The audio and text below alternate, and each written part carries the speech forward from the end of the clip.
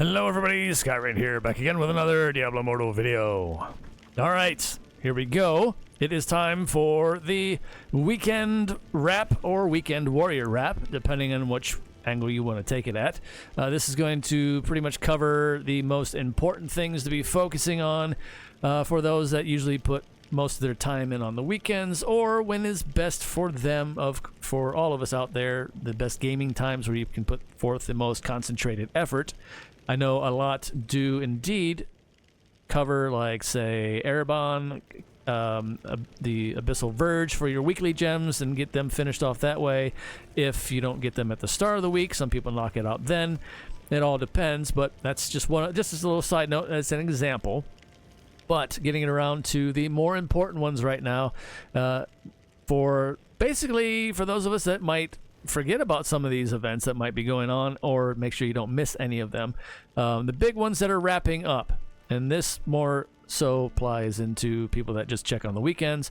The Haunted Surge is wrapping up for the Haunt Coil event on Wednesday. Okay, the middle of this week, pretty much. So don't expect another Mirrored Jewel, and I'm going to explain why. Actually, let's go ahead and get into that right now since we're on the topic of it. We had a Mirrored Jewel during this already, so that's one count against it. So I don't expect us to get another one. I tried to hold off as long as I could, and I was expecting, well, I wasn't expecting it, but I thought I'd give it a go and wait until Friday and Saturday. Well, here we are. No Mirrored Jewel still, and that's the end of it. So we already had one during this event in the middle of the early part of October. So that's when that one occurred, and I have the in-game mails to show for that, just for record, right? Now, they have been coming around like clockwork since March on the topic of Mirrored Jewel. So save at least 10 crests, okay, everybody out there that wants to plan ahead, for this upcoming week. After, I'd probably say around Thursday or Friday this upcoming week, we probably, don't quote me on that, but we probably should have another Mirrored Jewel. We're about due. They've been trying to put them in around the same time, as you can see here. I've kept these in-game mails on purpose. Here's another one up here. Because, well, I had more than this. We've had them every month since March, like clockwork now.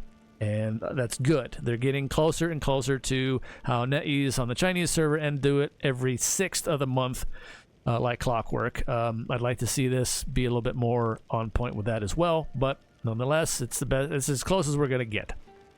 So there we go.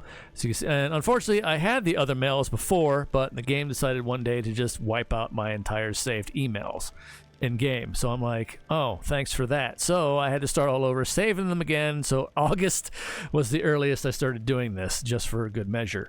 So you see 8/13, 9/10, and 10/9. 10/9 was the one that I did with the Haunt Coil, and unfortunately that didn't bear any fruit for me in that one, but it is what it is. RNG at its finest.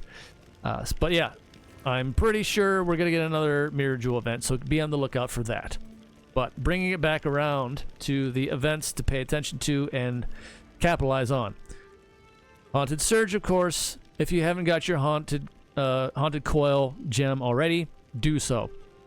Do so. Push, within reason, of course, to at least try and get one while the banner is still up, to give you the best chance. Even that's kind of laughable, honestly. The 50% increase drop that it would be one. I just did a run recently trying to squeeze one more out, another copy in a higher star rank, and unfortunately I got an Echoing Shade. So if that gives you any kind of idea, there you go. It is what it is. RNG per usual, gotcha style.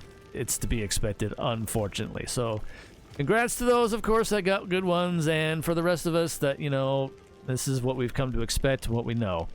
But anyway, at least get one. Why? Because for anybody, PvE or PvE, if you have no interest whatsoever in PvP, at least get a copy of Haunt Coil, because you can use it as an auxiliary gem, and it is very, very powerful as an auxiliary gem. That way you can still keep your other gems that you have put a lot of investment into as a free-to-play low spender, and get the most bang out of it in PvE content, no problems. And one of the gems that might not be performing as well for you anymore, or the Haunt Coil gem outperforms it at rank 1. That's the way to go. That's what I suggest. Get on it. At least get 1 copy. And of course, if you have extra pearls that you're not using, then I suppose if you don't happen to get a copy, you can always craft one up. Again, it's perfectly fine at rank 1 for an auxiliary gem, so that's my statement on that one, and we're going to move on to the next.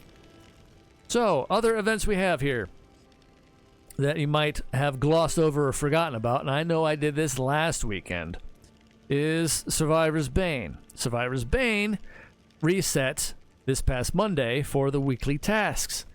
This one ends on the 12th. We may or may not, I'm going to call it now because I'm not 100% on this, but there is a high possibility that we will get a reset of all the tasks again because it says for the week.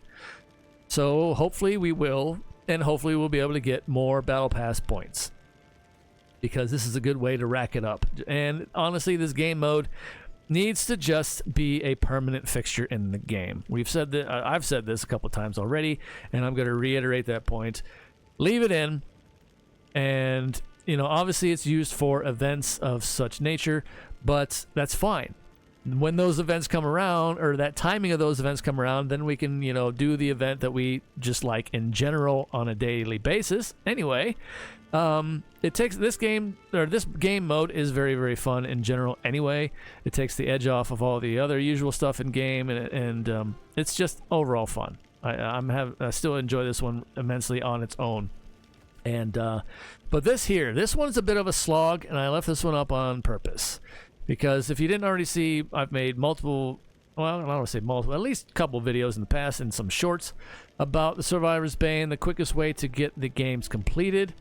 I'm going to go ahead and show that right now because just for a quick recap, it's very, very simple to knock this out. All the other ones, you have to get up to like a level 20 3 times and things of that nature. But this one here, by that point, you only have like maybe 5 games in or something of that sort, and then they want us to do 15. So 15 is a little excessive. But if you want to knock this out really, really quick, it's very, very simple. Go into Survivor's Bane. You go up here to the Shazar Sea, go into this, and basically this is just a time thing. Okay, I've tried it before, and some had said you can just let the monsters take you out and it'll accredit you. No, you have to at least get something from this. You come up to this little sinking sands, quicksand pool here, and there it is. There's the chest that opened up. Grab the scrap and the gold, and that's good enough. And I'm just gonna let them take me out here while I continue on with the spiel here. Like I said, some had said, oh, it's perfectly, oh, I have to pick a skill. Okay, there you go. Some had said, oh, it's you can just let them take you out and it'll count. I tried that, it didn't work, but this is definitely guaranteed, and I'm gonna go ahead and show you here. And just oh, come on, somebody did hit me. All right, there we go, leave. All right, there it is. 47 seconds, a little longer than whatever, but I will go ahead and back out of this entirely, and we'll check the event to make sure that that is completely correct. Events, Survivor's Bane, there you go, 12 of 15 now. So that's the quickest way to knock that out for credit, and that's what we're all about here right now, is getting all the credit for all the events, especially on the weekends when you're trying to maximize your time to catch up on any kind of games that you want to on your free time and make the most of it, right? That's the whole point of this. But yeah, that is that. One other thing here we are going to have wrapping up is our monthly event centers coming to an end this week on the 12th as well. So if you do forget about this, that's why Wild Brawl is up again for this reason. This is the last event that is going to be in this current event center, monthly event center of the Moon Children's Ceremony. So get on this if you want to. Personally, Wild Brawl is kind of hit or miss. It's a battle royale in Diablo kind of style, but I don't know. Sometimes it's good, sometimes it's bad. It's especially bad if you go with randoms, but that's usually what I do anyway, and I just kind of deal with it if I so choose. So. But yeah, if you forgot about it, here it is. If you need those last minute points for your event center to finish off all the way to the end here before things wrap up, then have at it. Make the most of it. I still have weekly tasks to finish myself personally, which will get me a lot more points, so I'm probably going to go this route myself anyway. So there is that you need to focus on as well. Of course, raids, if you haven't, if you choose to do them on the weekends with your war bands or on your own volition, there you go. That's just a quick mention since I'm right here. And that should about cover that. Now I'm going to go ahead and wrap it up with a funny story of all the a weird bug ride that I experienced earlier today, actually. Just a funny story. If you want to hang around for that, be my guest. I appreciate all of you out there, by the way, before I give this little story, because it was quite a wild ride, to say the least. It happened to be, of course, a random challenge dungeon that I joined in for. I hit accept. We all hit accept. We go in, and the dungeon we got was the tombs. Okay. Now, first thing I notice, no modifier. No modifier showed up on the screen at all. And side note on modifiers. Sacrificial power still needs to go. I